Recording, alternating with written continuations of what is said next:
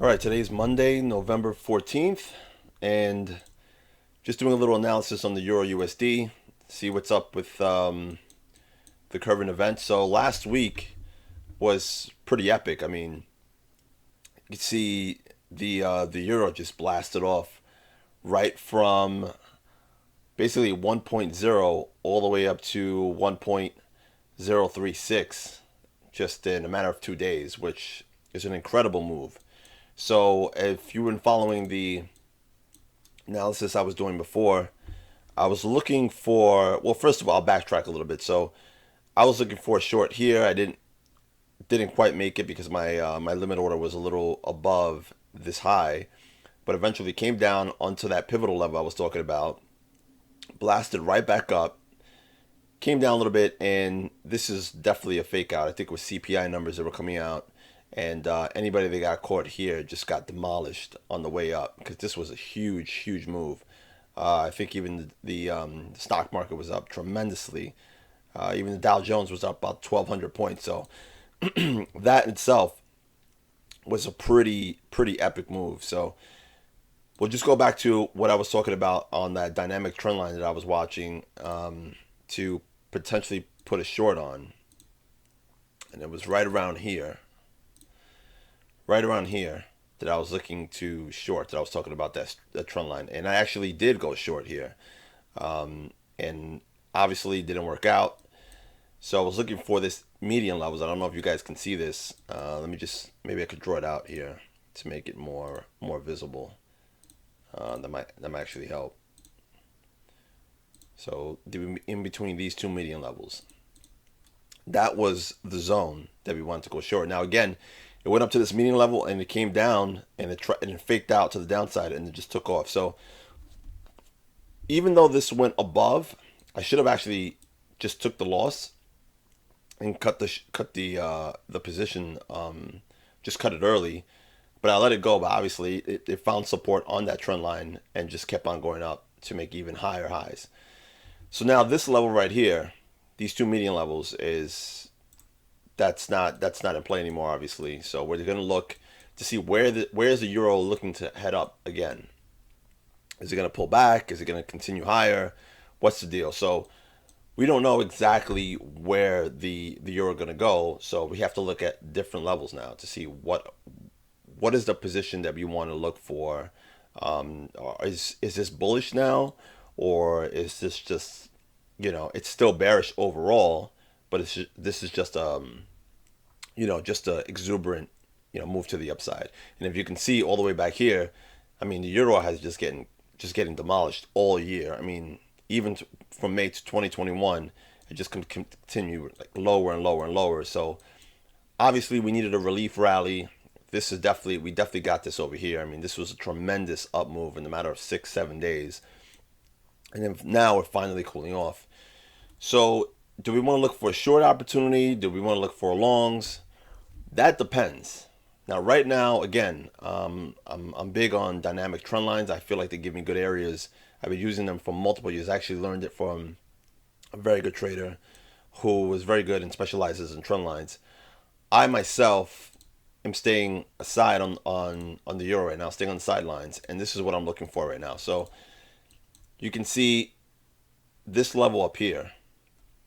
Okay, this is another pivotal level. You can see, I don't know if you guys can see this line right here.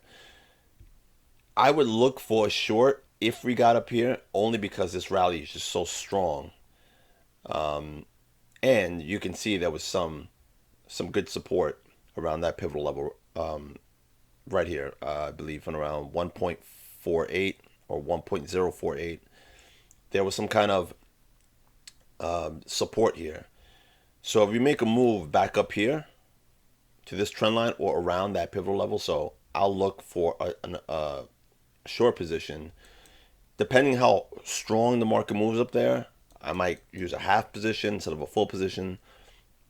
But again, right now there's nothing else to do, especially since it's the end of the year. The market could, go all over the place. Volume might drop off, but still, we just gotta play off what we see on the charts. And that's basically what I'm looking at now. Unfortunately, we missed this move. would have been great to catch all this, but I didn't see a level to kind of enter that long. I mean, it could have entered along here, but there was no indication, no clear indication that I wanted to go long. So unfortunately, we missed this. But again, if we continue down and then we head up, or we head up from here, that's probably going to end up being a potential short opportunity to maybe come back to this zone. But again, it's still determined. Now, if we look on the MACD and the RSI, there's some, I guess you can say, some bearish divergence or trend continuation divergence playing out if you want to take that route, right? If we draw from here to here, this is obviously a higher high, and then this from this high to this point would be a lower high potentially. So we just have to see how it plays out.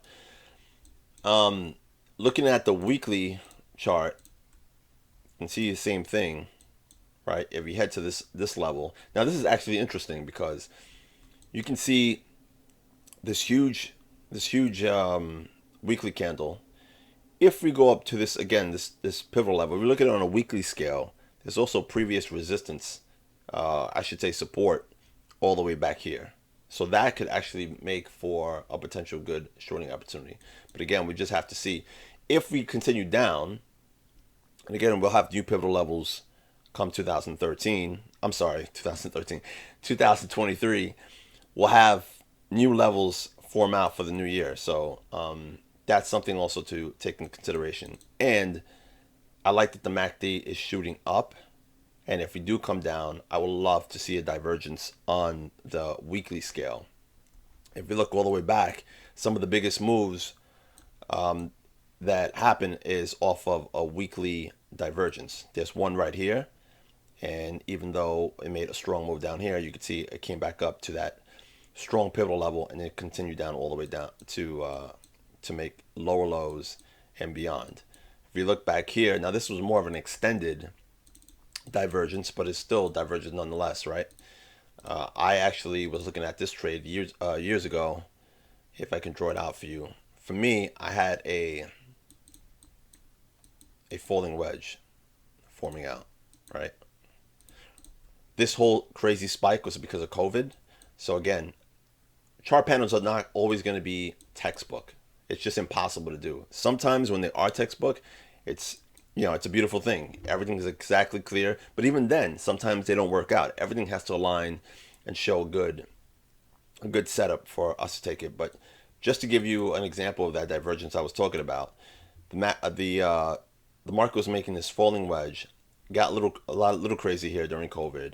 But if we take a look at the divergence that's been building for a long time, while the market kept going down, the MACD kept creeping up lower, little by little, and then eventually went on a massive run to this pivotal level right here, right? I think it was like 1,200 pips or so, and same thing here, this high to this higher high, divergence on the MACD on the weekly scale, and so forth. You can see this one here, from this low, this higher low. So anytime you see divergences on the longer time scale, those are very powerful signals. And even though there was some slight divergence all the way down here on the RSI, I like to see it on the MACD as well. I feel like the MACD gives a lot more stronger signals, and the movements after that are actually much more powerful. And I've been trading divergences of the MACD for many years now, and it's by far one of the most powerful indications of a turnaround or a trend continuation that you're going to find. So yeah, that's what we're looking at now. I would like to see it to get up here for another shorting opportunity. And speaking of divergences, if I go back to the daily chart, you can see, in fact, there was divergence from 2 points. Let's see if I can draw that from here to here, right? This is a low.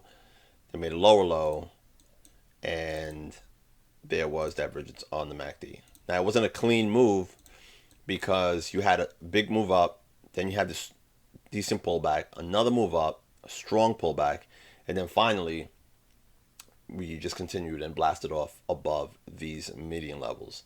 And I'm more than sure that it really took some people out. They were trying to hold from down here. I don't know if you guys remember, I was talking about traders trying to hold their position from this level here to hoping they'll continue short, but obviously that didn't pan out. So we're gonna see keep monitoring what happens on the euro. It's really interesting what's going on here. Again, I would love to see a continuation even higher to maybe short here, and then maybe get a move back down to this median levels, which would be about 300, almost 400 pips. So that would be a nice, decent trade to either end the year or go into the new year. Again, these are swing trades. These aren't just, trying to hold a position for 1 or 2 days or 3 days. It's more about catching these nice swings and profit nicely off of them. So we'll see what the euro does going forward. And again, just keep in mind we're at the end of the year, so markets tend to fluctuate and get a little crazy. But again, if you focus on the chart, focus on what the market's telling us through price action and these levels here, it'll give us a really good indication of what the market wants to do going forward and then going on to the new year. So with that said, hope you guys made some money on this. If not, it's perfectly fine. There's always different opportunities. Always keep in mind that there is always opportunities coming, even though if you miss this huge moves, whether it's up or down, bearish, bullish, doesn't matter. The market's always going to present opportunities for you to get in. There's no shortage of money. There's no shortage of profits. And it's just about waiting for that perfect time to get into the trade and control your risk and go from there, pretty much. I'll dive into that in future videos. But for now, this is just a quick analysis of the Euro USD, what I'm looking at, what I'm looking to get into position potentially. And if not, if the market just starts staying sideways, then there's nothing else to do. So that said, I hope you guys had a good trading week, and we'll see what happens going forward.